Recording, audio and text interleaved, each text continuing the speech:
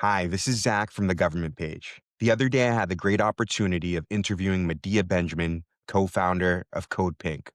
She's an activist, and if there's anything that you take away from this video, I'll take away that you need to understand who is representing you specifically in your district in Congress. Thanks, Medea Benjamin, for joining the show. It's a pleasure to have you on. Like a lot of people out there, I wasn't aware of your work, your great work, until this past genocide in Gaza. Once we started seeing the videos out there, people wanted to know more about what was going on. And you'd see this video of these Congress people just being pestered by you about them essentially just taking money from lobby groups and not acting on our behalf. Just to get started, how did you get into this? How did this start?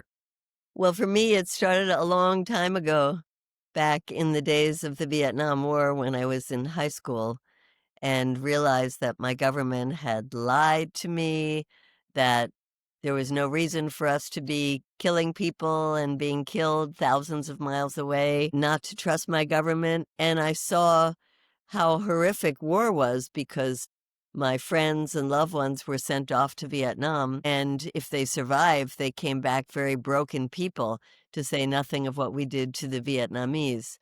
So that put me on a path of being anti-war, and I have just seen over so many decades how our government is responsible for so much anguish and death and destruction in so many places around the world. Well, we talk about terrorism, and it's a word that's used for our government to do whatever they want, but we don't look at the damage that they've done around the world.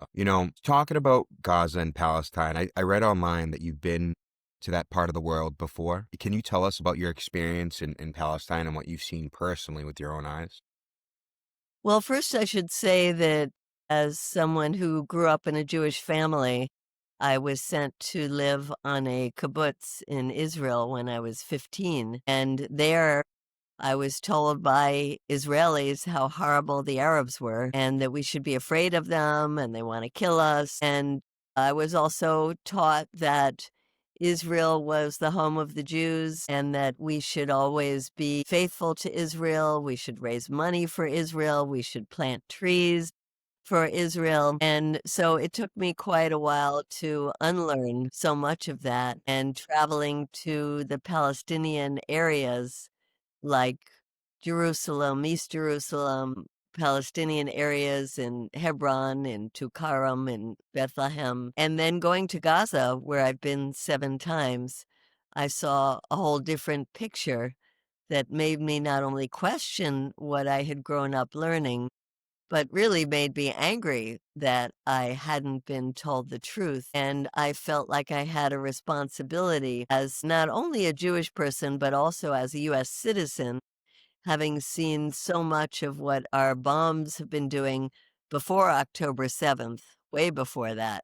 I mean, we were there during right after Operation Cast Lead in 2009 and saw the terrific, horrific destruction. And I thought, wow, it's not going to get any worse than that. And then came these last 2+ years of genocide. It's hard for me to because when this started, I started like, oh, Israel has a right to defend itself, and then I saw these images and they were disgusting. The kids, and I was like, well, none of this doesn't make sense. I started looking into it, and the more you peel back the onion, the more you learn about what happened in 48 and the years prior, it makes this even more disgusting. And you know, it's kind of hardened me. Why do you think our government is supporting Israel?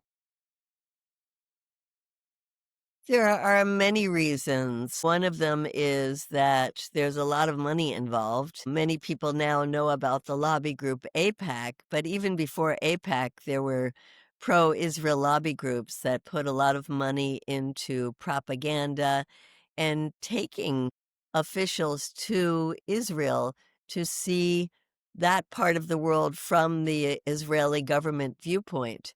And that's not just members of Congress, people in the White House. It also goes way down to city mayors, city council people, valedictorians in high school, um, uh, college students. So a lot of money has gone into taking people there and showing them such a one-sided view. Another is, I think, for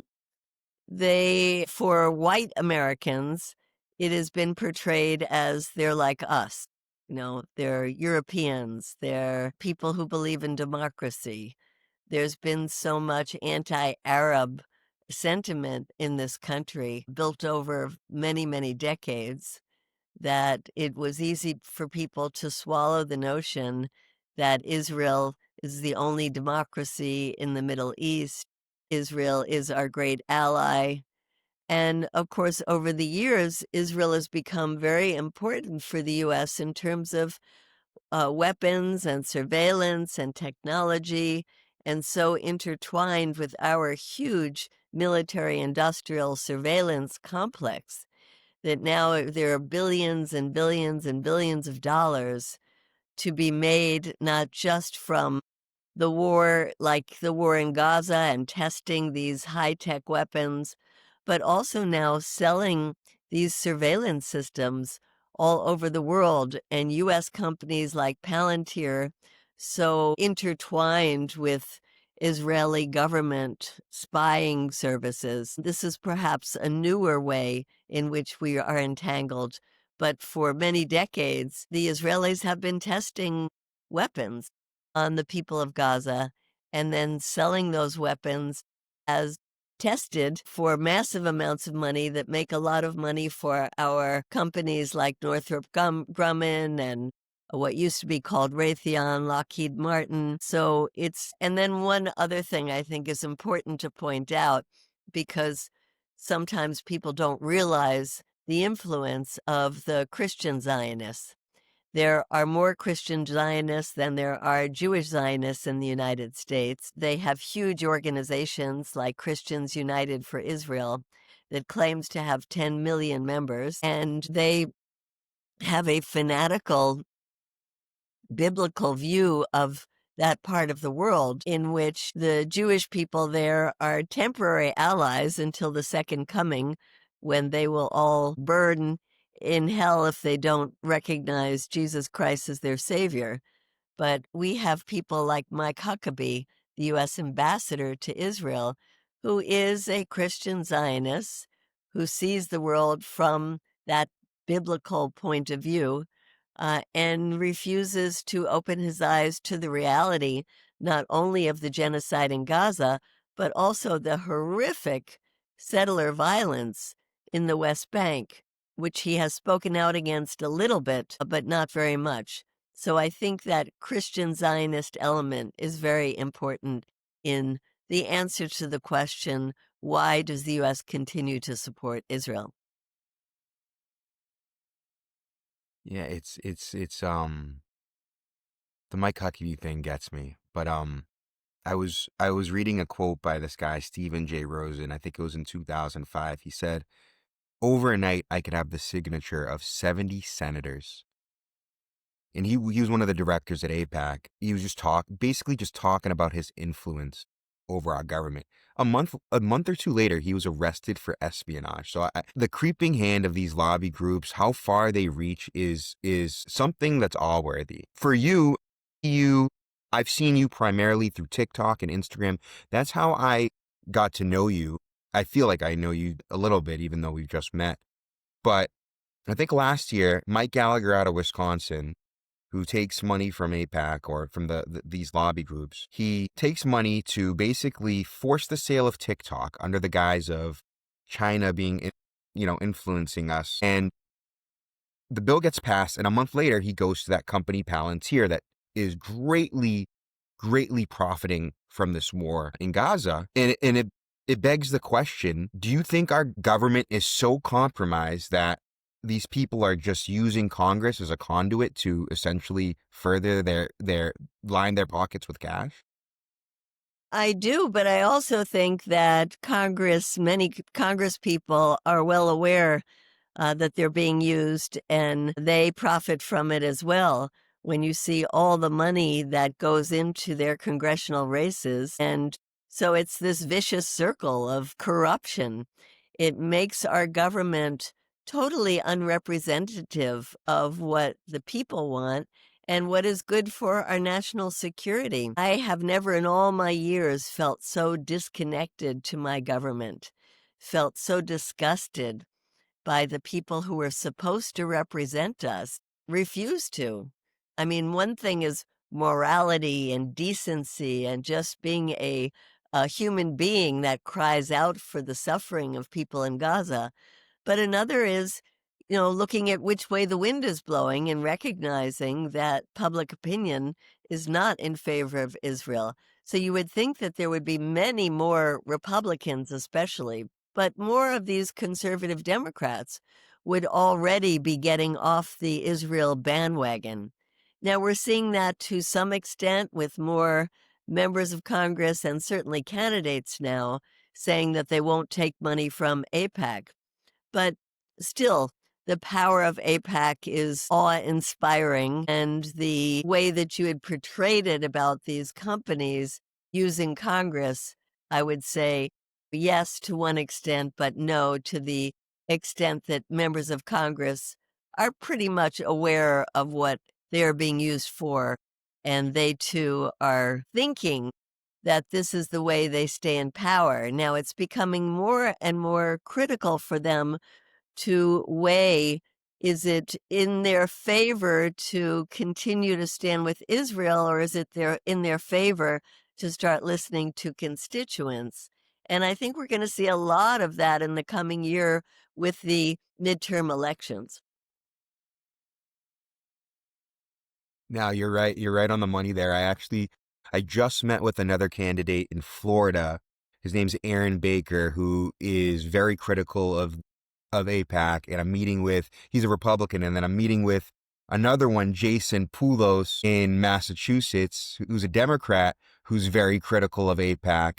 They're running against Jake Auchincloss and Randy Fine. And I'm excited to see more competition come in here. And now that people are becoming more aware, hopefully we can start unseating some of these people. Well, I think it's so great that more and more people are running on a platform that is pro-Palestinian. And of course, people were very inspired by Mamdani's win in New York City, and more Muslims are running for office, which is a great thing. But still, let's not belittle the power that AIPAC continues to have. And one thing I say to people when I ask people to honestly raise their hand if they could tell me the name of the legislative director in their congressional office. Almost nobody can raise their hand. And yet, if you said that in a room full of AIPAC people, all of their hands would go up because it's not just the money, yo, it's the organizing. And as the Republican anti-AIPAC wonderful Congressman Tom Massey exposed to the world in his interview with Tucker Carlson, he said every member of Congress has a babysitter, an AIPAC babysitter. Not really going to change things unless, yes, we run for office, we challenge them, but also for those who are already in positions of power, supposedly representing their districts, we have to be on their case on a regular basis. And that's what we do in Congress, not just running after them to try to get them on camera to show how corrupt they are, but we do go to their offices. Every day we go in there and we go from office to office. We bring handouts. We try to mobilize people in their districts. And I think, there is so much disdain from people around Congress, and rightly so, because it is so corrupt. That means that people who care about these issues are often turned off to Congress. And I know, I'm as turned off as the next person, but it's what we have, and they hold the purse strings. And one thing that's coming up that people don't realize is what's called the Memorandum of Understanding. I don't know, Zach, if you've been following that, but that's the 10-year commitment what is that? that we make to Israel, the last one being negotiated under the Obama administration. And that's why we give as a floor $3.8 billion a year to Israel. Well, that's being renegotiated next year. And I think it's so important for people to get involved in saying no more 10-year commitments to this genocidal regime. But, that really speaks to the fact that whether they like it or not, you hold your nose or not, it's not just things like supporting people who are running on a good platform. It's putting the pressure on people who are already in those positions of power. I love it. We got to put them in the hot seat. It's almost as if, someone was standing outside of our house for a year straight. They didn't have a job. They were just like, how do I break in? And they broke in. And you're right. We don't have a protection barrier against parasitic entities coming in and taking over. But we're starting to get these white blood cells like you and Tom Massey and, Mike Rechtenwall has an anti-Zionist American PAC. It's starting to come up. Now we just need to get the funding together and get going. And I'm starting to like it. Yeah, but my point is it's also about making a commitment. How long does it take somebody to pick up the phone every single day and call their member of Congress and say, "I'm watching. There's a bill called Block the Bombs.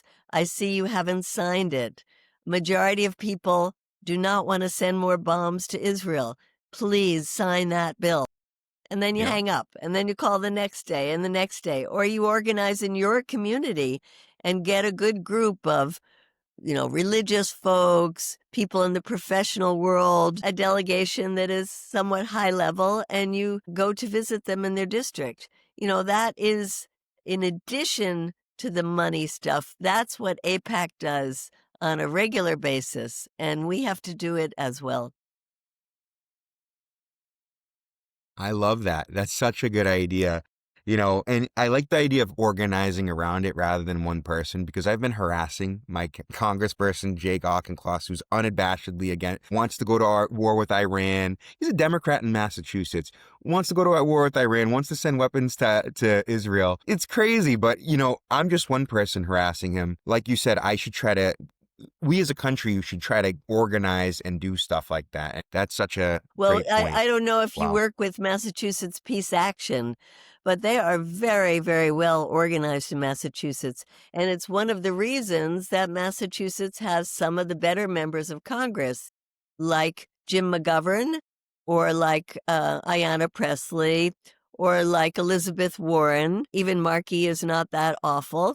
So, yes, it's because there are organized communities in Massachusetts who try to hold these leaders accountable. You know more about my state than I do, and that's incredible. That's incredible. What do you feel about this Venezuela nonsense going on? What's It's going on here? absolutely appalling. Venezuela has done nothing to us, nothing. Venezuela represents zero threat to the United States. This is all just made up by Marco Rubio, Secretary of State, whose parents are Cubans. He never set foot in Cuba in his life, but he's been against that government his whole career. And he feels like if we can overthrow the government of Venezuela, then we can get to Cuba, we can overthrow Nicaragua, we can get rid of all these leftist governments. I mean, they'd like to get rid of Gustavo Petro in Colombia. They don't even like Claudia Sheinbaum in Mexico and Lula in Brazil. And this was laid out very clearly in the new strategic doctrine that they put out, where they openly, blatantly talk about the Monroe Doctrine and the new Trump corollary to it, which is so. I mean, you feel like you're back in the 18th century. It's we have the right to take over the resources of these countries. And if they won't work with us and they won't open themselves up to U.S. companies, we will just overthrow their governments. And now what they're doing in Venezuela, well, first they use the excuse of drugs, but people soon caught on to the fact that there is no fentanyl coming from Venezuela and that these boats that they're blowing up might be very, very low level cocaine smugglers, but they are not where most of the cocaine is coming in at all either. That's coming from Colombia. The fentanyl is coming in from Mexico. So it really doesn't have to do with Venezuela. And then it became clear, because Trump has been saying it right out, the U.S. wants the oil and calls it our oil, says our land, our oil, our assets. It's just so blatantly disgusting. And so they want regime change, to take over Venezuela's vast resources, and then they want to see a chain reaction in these other countries.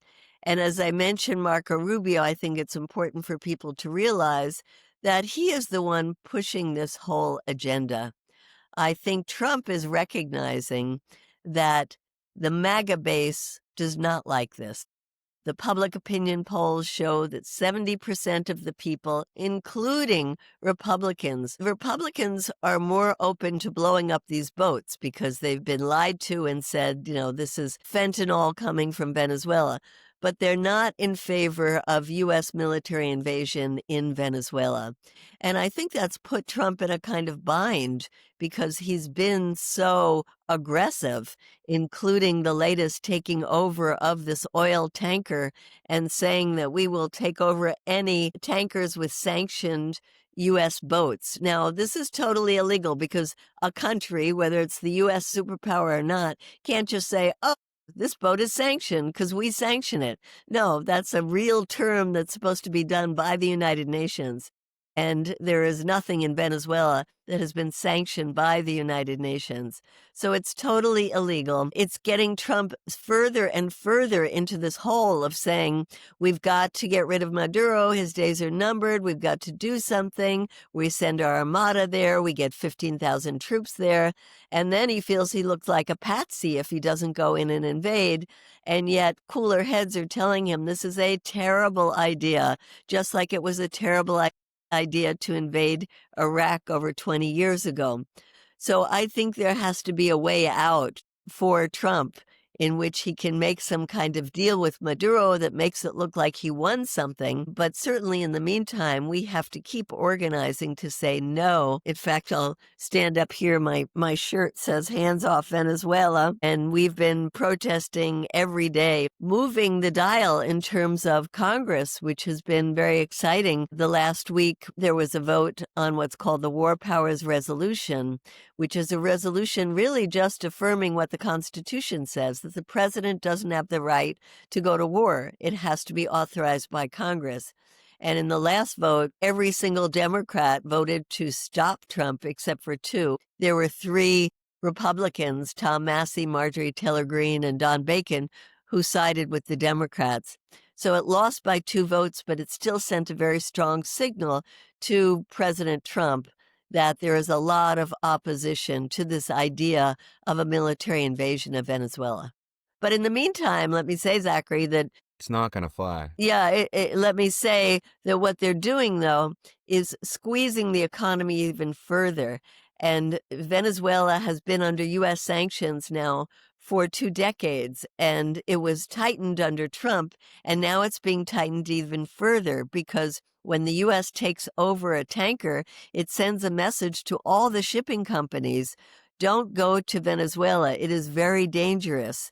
Your ship might be taken over. And if Venezuela can't sell its oil, which is 90% of its revenues, it's not going to have money to import food.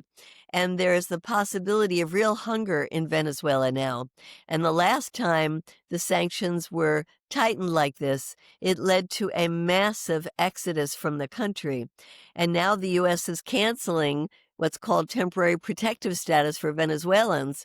So it's creating the conditions for famine, for massive migration, and yet saying, don't try to come here or we don't want you here.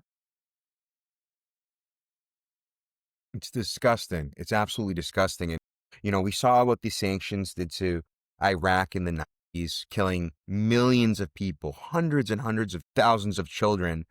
And now we're going to try to do this to Venezuela in order to maybe get their oil. Maybe that's the reason. Why don't we just partner with Venezuela and say, hey, why don't you sell us oil for really cheap? We'll eliminate our sanctions and do commerce together. Why doesn't our government try to partner with them? I don't get Well, it. that's what Maduro is saying to them because, the biggest partner when it comes to oil is Chevron. Chevron continues to work in Venezuela, and they have gotten exceptions from the United States to be able to work there.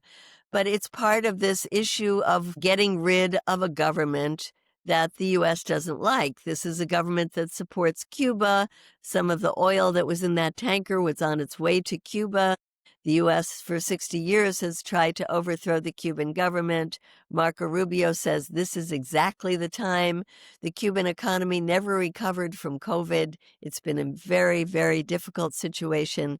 And they feel if they can keep oil from going to Cuba from Venezuela, that will strangle the Cuban economy. It will force, finally, after 60 years, the fall of that regime. But really, they've been saying that over and over again, and the Cuban people just get more immiserated. And it is so sad that these South Florida members of Congress who are from places like Cuba, and they think that they pretend they're doing this for the people of Venezuela, for the people of Cuba, for their freedom. But meantime, it's those U.S. sanctions that are making people's lives so miserable in those sanctioned countries. So it's important to point out that they are such hypocrites because if they cared about the people, they would lift the sanctions. And that would also make it easier for people to organize and change the governments themselves if they want to. But it's not our job. A lot of people in this country hate Trump. A lot of people, when Biden was president, hated Biden. But would we want another country to come in, or would we want somebody to create a blockade and keep food and oil and medicines from traveling around our country? No, of course not. So we should just stay out of the internal affairs of other countries. And for many people in the MAGA base, that's what America First stands for. It's not Americas with a plural first, it's America First. And I think we have to use that argument when talking to Republicans and to libertarians as well. Is not what people voted for, and it's not what they want. I completely agree with you. We got to get people together on what they can agree on, and that's an amazing point. I think everyone on both sides of the aisle does not want to get involved in some foreign war for whether it's moral reasoning or for the financial reasoning of our country. It's just the lives of our own people. We need to stay out of this stuff. Yeah, when you look at the biggest, It's disgusting. I was just going to say the biggest Oh, no, so partner sorry. the U.S. has when it comes to oil deals is Saudi Arabia. Saudi Arabia is the only remaining absolute monarchy in the world. It is such a repressive government. And so it's almost comic, were it not so tragic, that one of the excuses the U.S. uses is that Maduro is a dictator when all over the world, the U.S. is working with dictators. Yeah, and throughout history in the Middle East, we've backed the people that were against, giving freedoms to their people. If you look at the Middle East specifically, what we've done in Egypt with Gamal Abdel Nasser, what we did with Mohammed Mossadegh in Iran, we've backed dictatorships. We backed Saddam Hussein, who we gave mustard gas to and anthrax. We allowed the sale of these things. It's an illusion that Americans don't understand. I'm an American myself.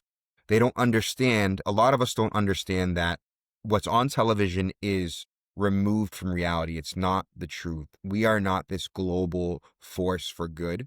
We are hurting people. And until people understand that, there's not going to be change. And we got to get the message out. And people like you are at the forefront of doing that. And as you know, the silver lining in our future is young people, because young people don't get their news from corporate media. They get it from social media, they get it from each other. And that's why in the public opinion polls, even among Republicans, when you go to what they call younger Republicans under 45, the majority of them are against U.S. policies in Venezuela. They're against U.S. support for Israel. They don't want to bomb Iran. So it is the younger generation that is going to save us. I love it. Medea, well, I know I have you much past the time that we had allotted. I appreciate your time today. Thank you for coming on the show. I greatly appreciate it. Great to be with you. Have a happy holiday.